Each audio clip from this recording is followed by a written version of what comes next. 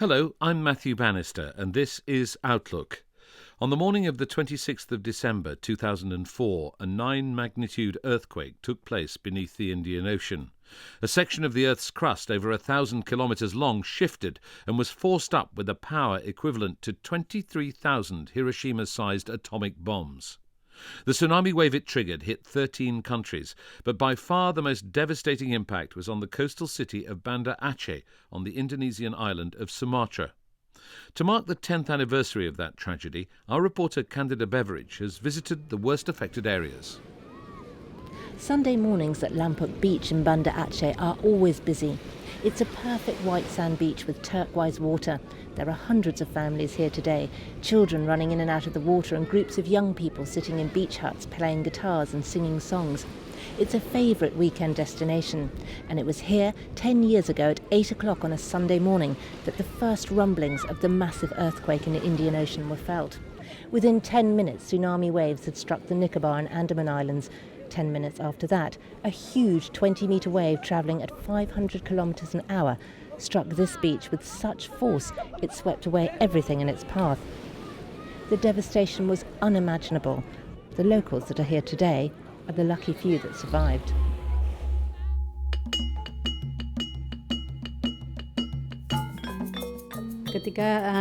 Not long after the earthquake, people started screaming that the seawater was coming. We were confused, but then we saw the water gushing in. Fishermen came running up to the street shouting, "Run, run, the water is on its way." But some people didn't believe them. And then it came. We were drowning.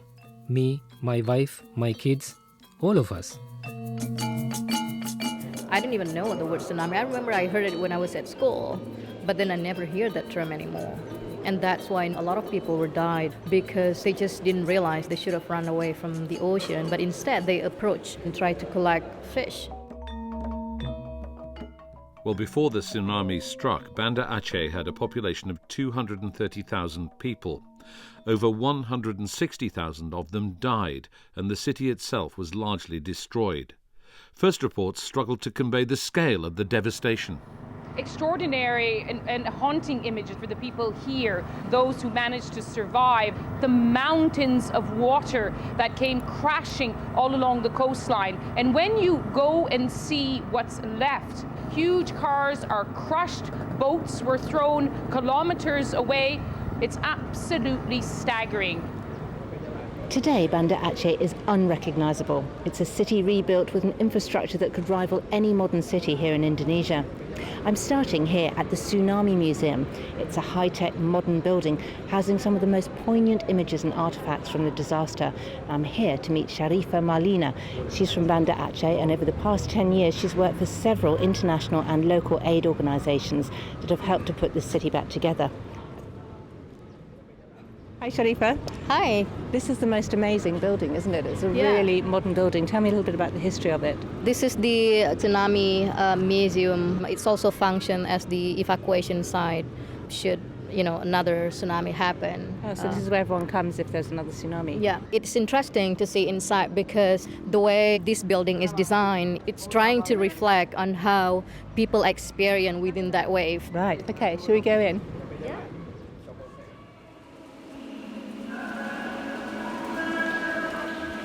We're just walking through this very scary tunnel with lots of water coming down, and this is meant to be the wave. Being in the dark, of course, you feel that it's hard to breathe, and of course, that's what people feel when they were in that wave, on the 26th of December. So we're inside a huge dome at the moment, and all around the walls are the names of the people who died. It's like a mausoleum, really, isn't it? Yeah. There at the top, it's Allah, it's God, so people believe they are already coming back to God. Somewhere that people come, I suppose, to remember the dead. Yeah, and also this become really a museum where school would organize yearly visit, including my kids. This is children who've been born after the tsunami, a way of making them understand it. Yeah, to make sure that they understand and they know what happened. Because I remember when tsunami happened, I didn't even know the word tsunami. I remember I heard it when I was at school, but then I never hear that term anymore. And that's why a lot of people were died on the 26th of December. They just didn't realize that there was a danger and they should have run away from the ocean. But instead, they approached the ocean and tried to collect fish. Let's go on.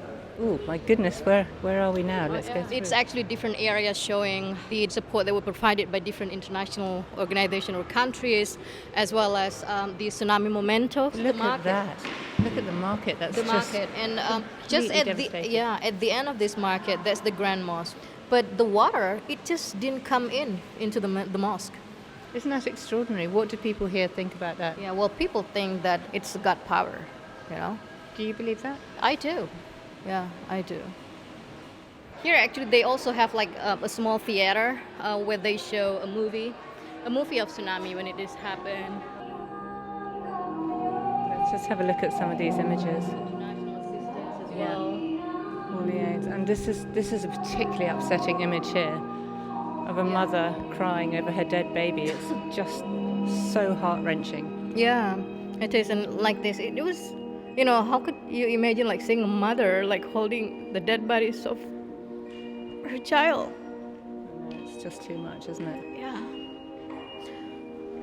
And I could still easily remember at that time when I saw a lot of people, you can't just ask for help from others because everybody must have somebody from their family or their relative being a victims, you know. So everybody was just taking care of their own family, and wherever they can help, they will help. I can see that you're already you're brought to tears. And Yeah. Whenever I talk about tsunami, I couldn't hold my tears. 'Cause although it's 10 years already now, like, I think everybody in Aceh would have the same feeling. Yeah, it was a big event. But you know, people move on. And we need to move on. That we need to continue to transfer this message to the kids, to our children, so that in the future we could reduce the risk. Sharifa Malina in Banda Aceh's Tsunami Museum. Well, the story of the tsunami is one of unimaginable loss, but also of extraordinary survival. The village of Lampulu is now known as the village with the boat on the house. An enormous fishing boat was carried inland by the wave and ended up stranded on top of a house. It saved many lives, including that of Fauzia Basaria. She lost her husband and both parents, but she and her children survived. Now she's one of the area's most successful businesswomen and runs a dried fish business. Candida went to see her and the boat. As we walk down the street, I'm passing the boat, and it's extraordinary. It's huge. It's unbelievable that a boat could get on top of a house. Here we are at Fauzia's house, and there's the most amazing smell of garlic fried fish. It's delicious. And outside are 4 women all slicing up dried tuna, which then gets packaged and put into bags.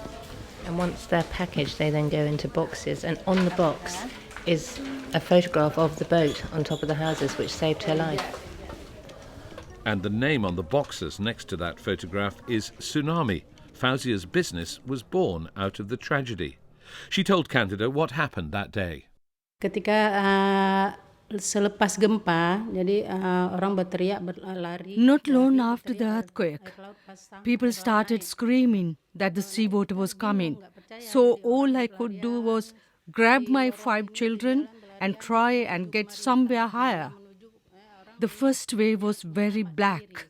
We didn't know if it was oil or water.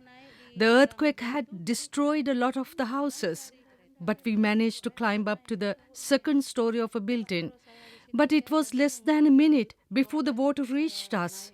I thought it was Judgment Day. And was the boat there at that point? Belum. No, the boat didn't appear until the 2nd, even larger wave came. By then we were floating with our heads touching the ceiling. The water was up around our necks. And then we saw the boat bearing down on us. It must have been an extraordinary sight to see a fishing boat sailing down the top of your houses.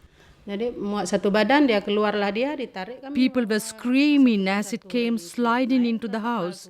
but then it got wedged on top of the house and stopped. My son managed to make a small hole in the roof, and he pulled us out one by one, and we got onto the boat. And he saved your whole family. Ya. Yes.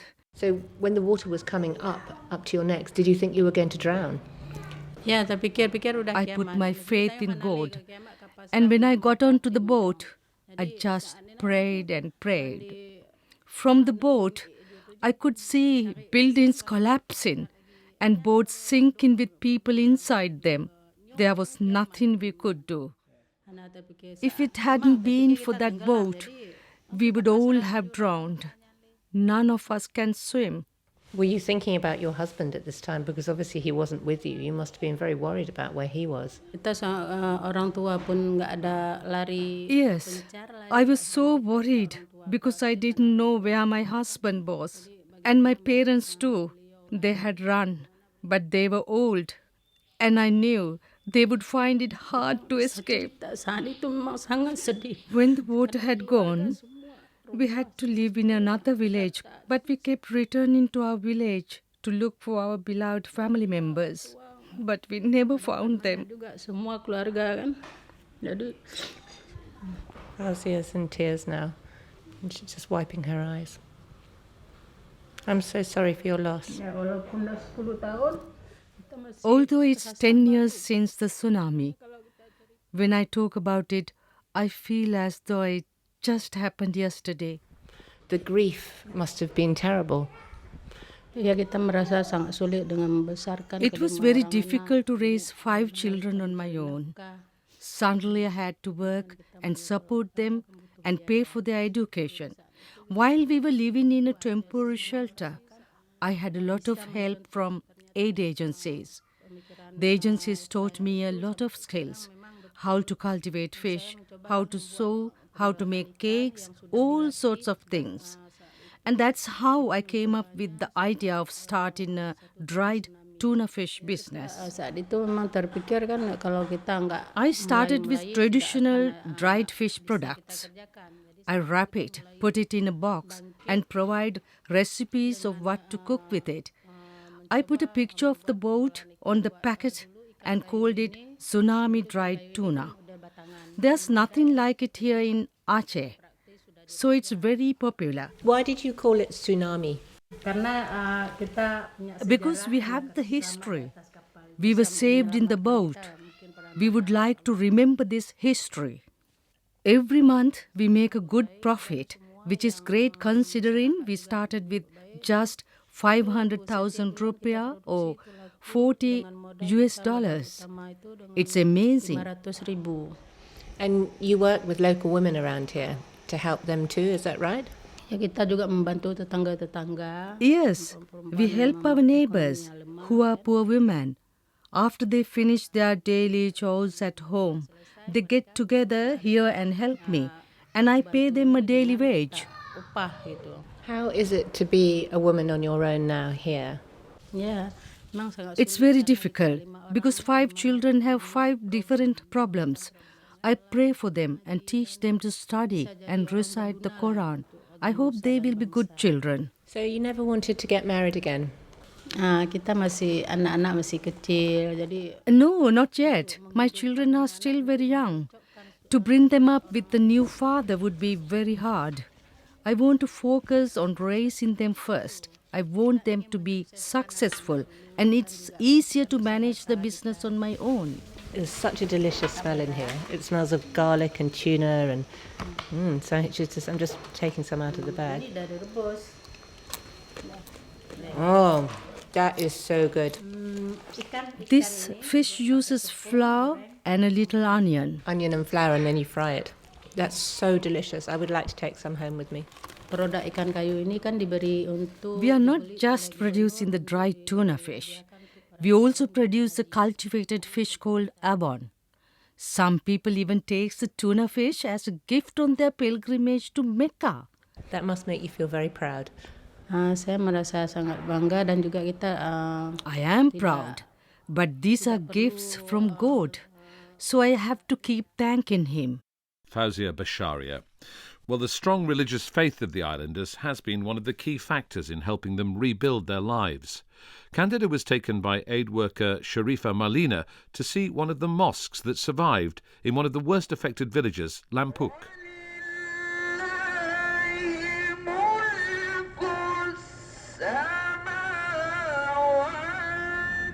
This area was one of the area which is the most devastating. And this mosque was the only building still standing at that time, like others are totally swept away. Why do you think these mosques survived? There are different reasons. First, of course, it has a religious value, mystical value here. We believe that mosque as the house of God, and God would protect it. But then on the other side, if you look at from social and psychological perspective, people who have constructed the mosque, they would do it, making sure it's strong. They're not going to corrupt the money from the mosque, so the quality of construction is also good. How much do you think religion has played a part in helping people get through the tsunami? I would say that religion is the most important factor that help people to recover. For us as a Muslim, we believe that whatever we have, children, husband, family, or asset, it's not ours. God give it for us, like to use that and to have it for now, and He could take it whenever He can. And that's one of the belief that help us, recover that, you don't own that actually. So you don't have to be sorry for it, And we call it in Islam, we take a hikmah. Hikmah is actually you took a lesson from whatever happened to you. But do you really think that if you had lost one of your children in the tsunami, that you could forgive God for that? Yeah, whatever God did to us, we believe that's for the betterness. And you could really find a positive outcome from losing a child.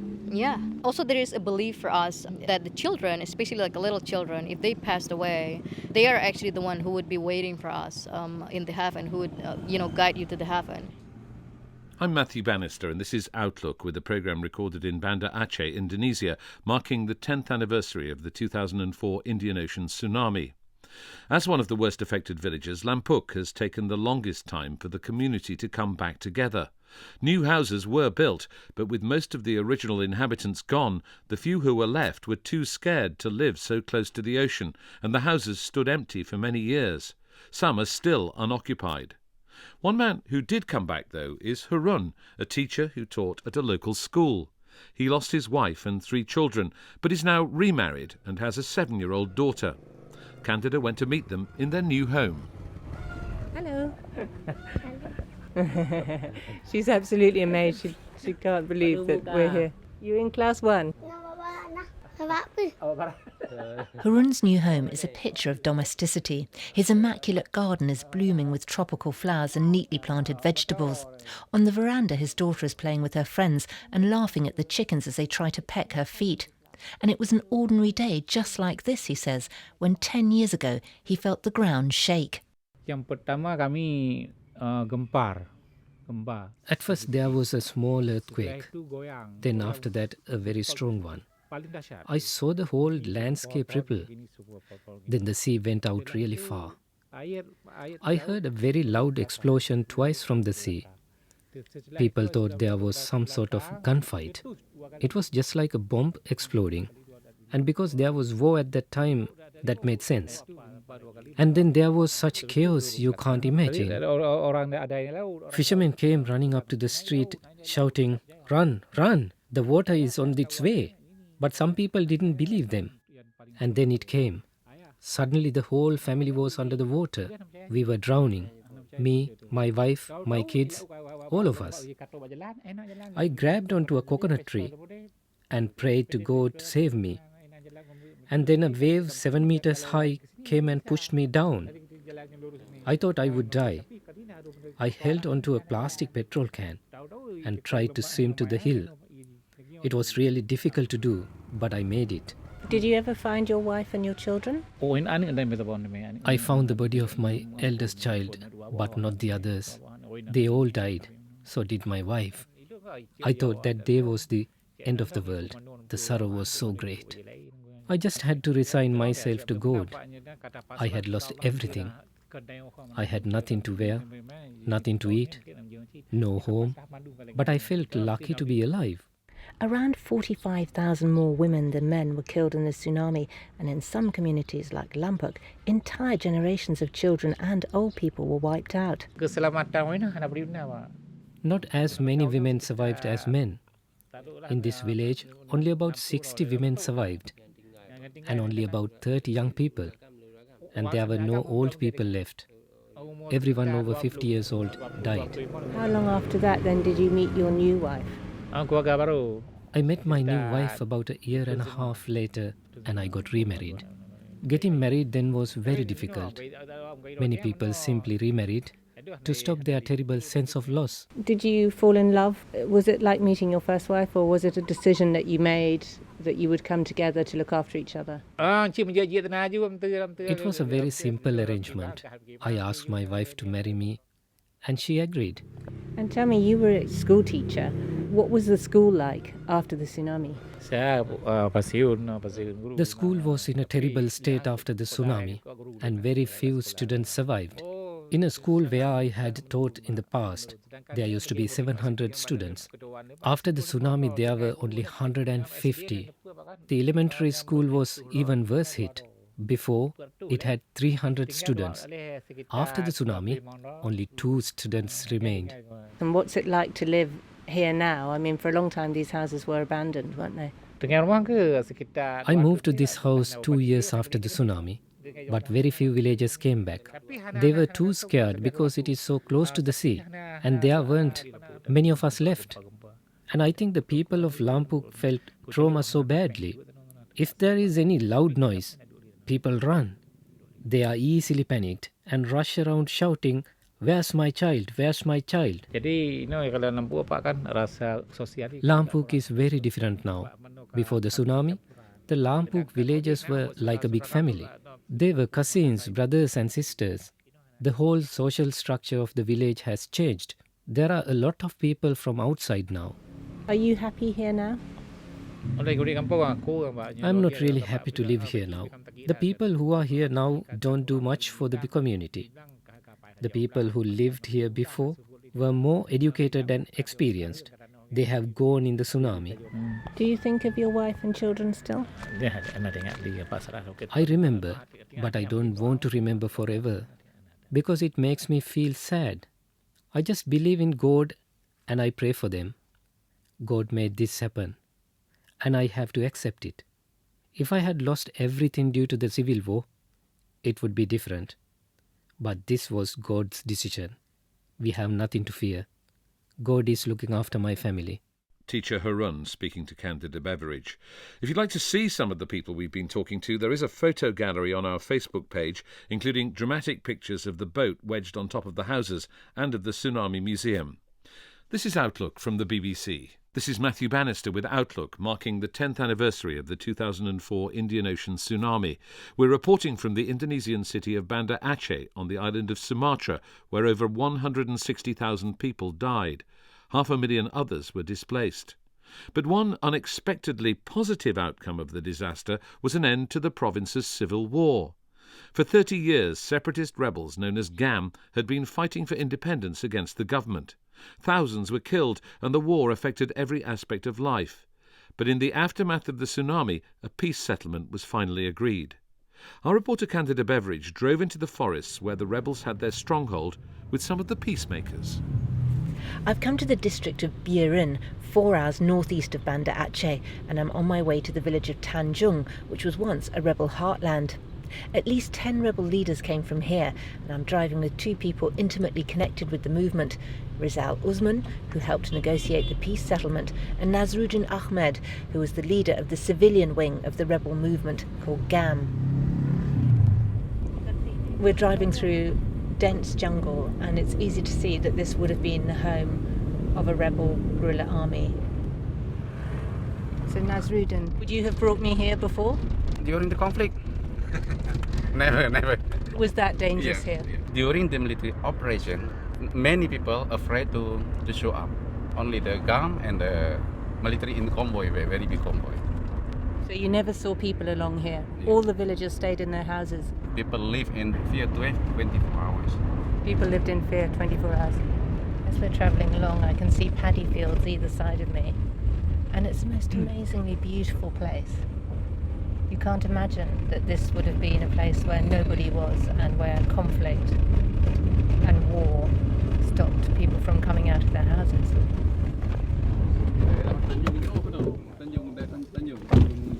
So we've come to a homestead in the middle of the jungle, and as you can hear, all the tropical sounds around us. The house belongs to Nasruddin's father-in-law, who was one of the first rebel leaders. At that time, in the early 70s, he says the independence movement, GAM, was a peaceful civil organisation seeking a separate state. But over time, the movement changed. Farmers became rebel soldiers, and by the late 80s, the conflict had turned violent. The house we're standing at now burnt down twice during the war and eventually, says Nasruddin, became an Indonesian military post. His father-in-law died in the conflict, just one of many people who lost their lives, says Rizal. We are collecting dead bodies from that moment, average 5 dead bodies every day. In this area, 5 dead bodies every day. So everybody here was very affected by that conflict. Yeah, that's very true, yeah. Including the woman, because at the time of war, men did not feel safe to live here, so they moved from one place to another. So the remaining civilian is only women and children, so they felt threatened by the presence of military operation. So the women and children were caught in the middle of this war between the government and the rebels. Right. So what was it like to live here then? Not many people could do their activities, go to the farm, kids go to the school, teacher teach at the school. People really feel under the threat. Rizal grew up in this area. His parents supported the rebels. But the violence he saw as a teenager convinced him that peace was the only solution.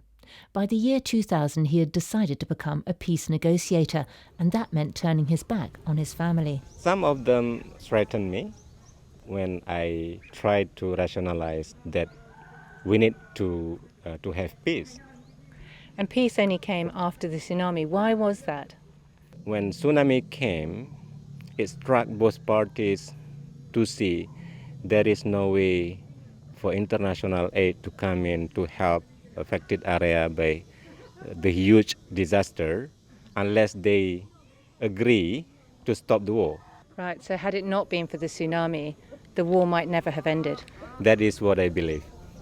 After the peace accord was signed, Nasruddin Ahmed, who had led the civil wing of GAM, was asked to be a political leader representing the movement in government.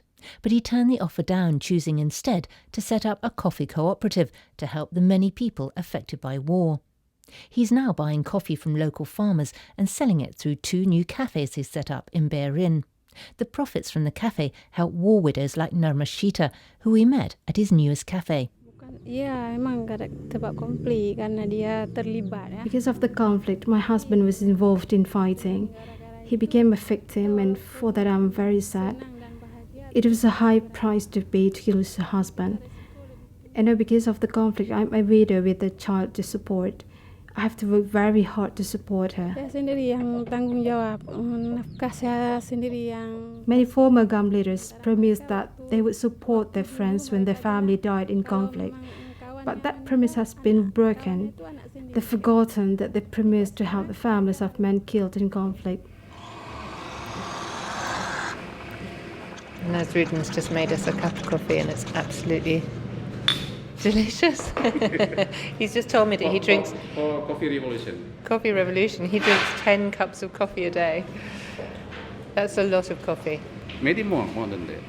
The war is over now. Yeah. But you say that you're still fighting for something. What are you fighting for now? Fighting for economic independence. Not changing the flag. Small business for small people. So you don't want to go back to armed conflict again? No.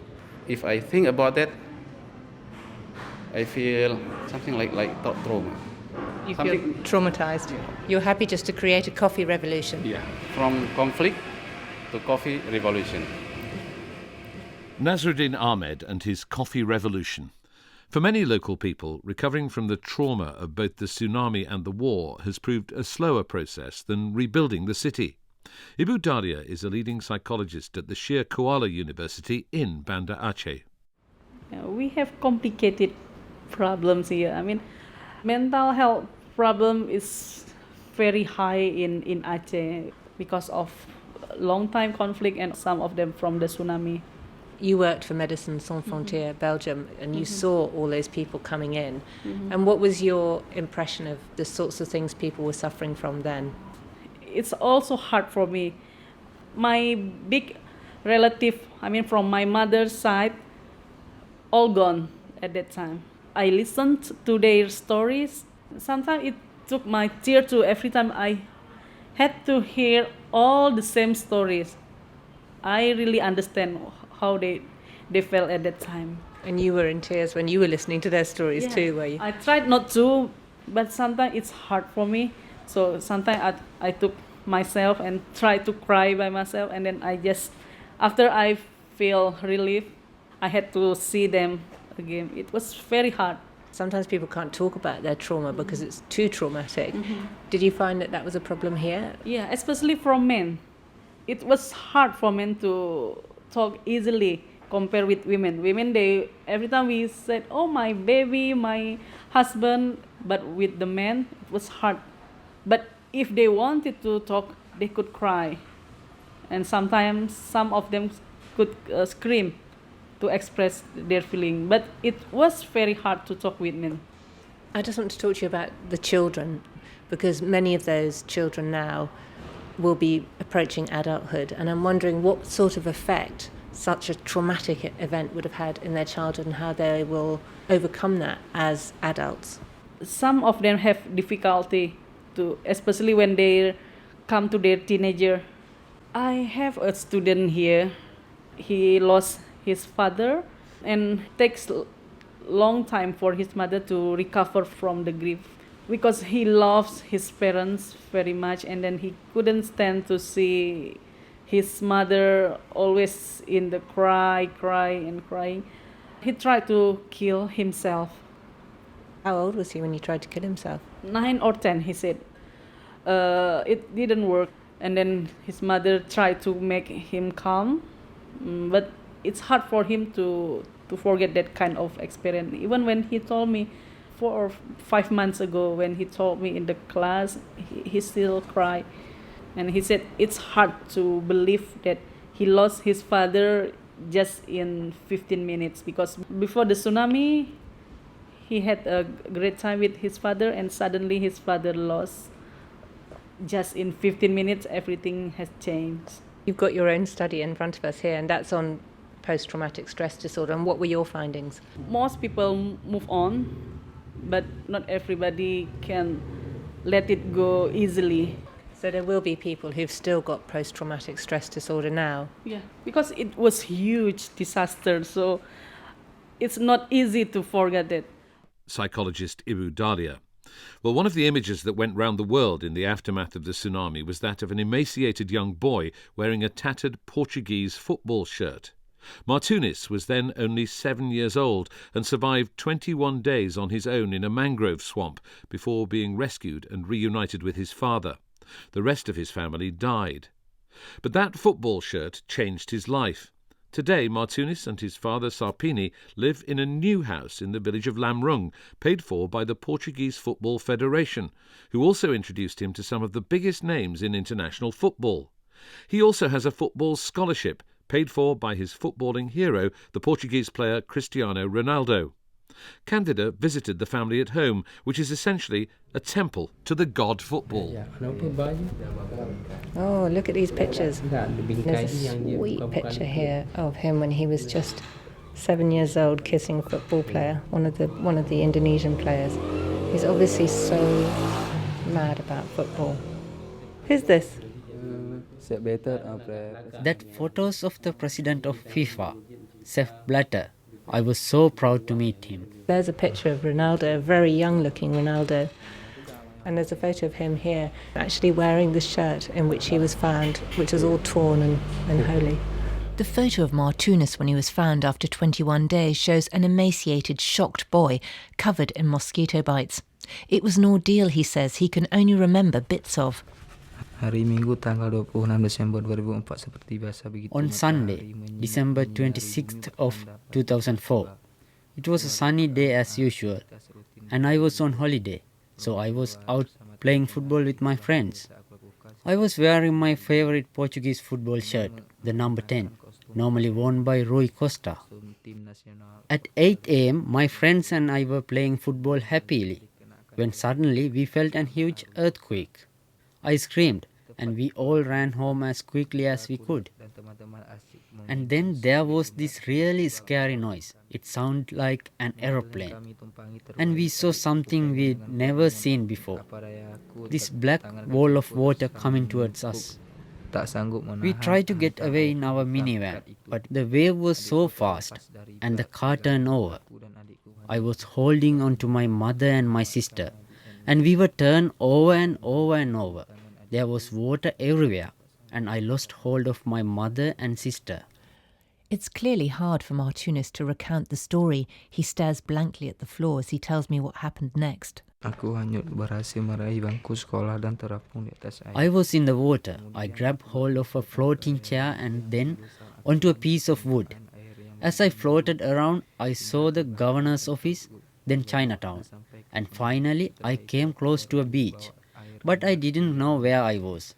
I grabbed hold of a mangrove tree to stop myself being swept into the ocean, and then I think I lost consciousness. When I woke up, I was floating on a mattress.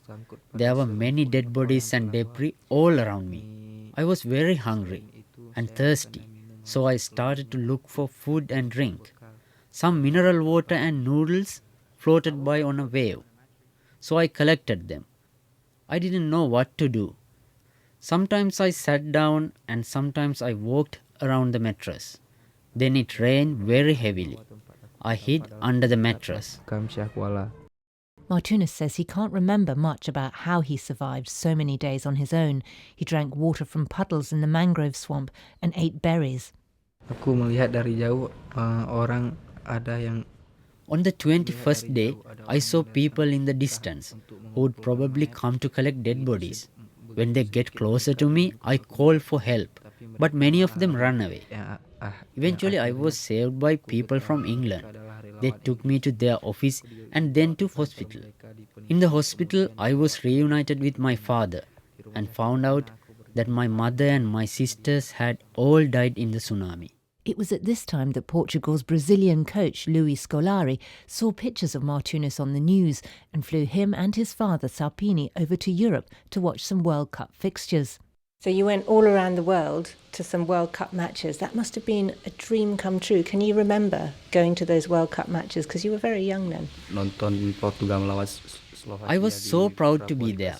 I watched Portugal play Slovakia in a World Cup pre-qualification match and met lots of great people. It was here that Martunis met his footballing hero, Cristiano Ronaldo. I met Ronaldo at the Portuguese national team headquarters. He said hi to me and shook hands with me. In a locked cupboard at the back of his house, Martunis and his father keep the mementos of the trip. These include photograph albums and several signed football shirts. So his football shirts are locked away in a cupboard. He's just going to get them out now. They're that precious. I suppose because they've brought such amazing luck. Oh my goodness, you've got a T-shirt with a signature of Ronaldo. Wow, it's amazing. Where is the T-shirt that you were wearing when you were washed up when you were 7? Oh, that's the T-shirt. That's tiny. What do these T-shirts mean to you? I remember when this tsunami came that I was wearing that T-shirt. I'm really sad when I remember the tsunami because I lost my family, my sister, my elder sister and my mom. It's very difficult, isn't it? Because the shirt on the one hand brought you this amazing good luck, but it also has these memories, very sad memories. I'm very proud because this T-shirt made me popular. Everyone knows me now. And Ronaldo gave you a scholarship to go to school, didn't he? Yes, I've had a scholarship for 8 years from elementary school until now, in senior high school. Now Martunis dreams of being a professional footballer. He's keen to take me to Banda Aceh's main football stadium, where he trains 3 times a week. The stadium was very badly damaged in the tsunami, but now it's been rebuilt and is always full of players. When we arrive, a match is about to begin. So, Martunis, do you think you're going to make it to be in the Indonesian team? Do you want to be a famous footballer like Ronaldo? Saya bilang saya sangat rindu pada. I want to be a professional footballer just like Ronaldo. I want to play with him for Portugal. I think he is best footballer in the world. And I think he will carry the Portuguese team through to win the European Cup in 2016. The footballing hopeful Martunis speaking to Candida Beveridge. And don't forget, there's a photo gallery on our Facebook page of Martunis and of many of the other people we heard from in today's programme, including that boat on top of the house, a striking image, and the Tsunami Museum.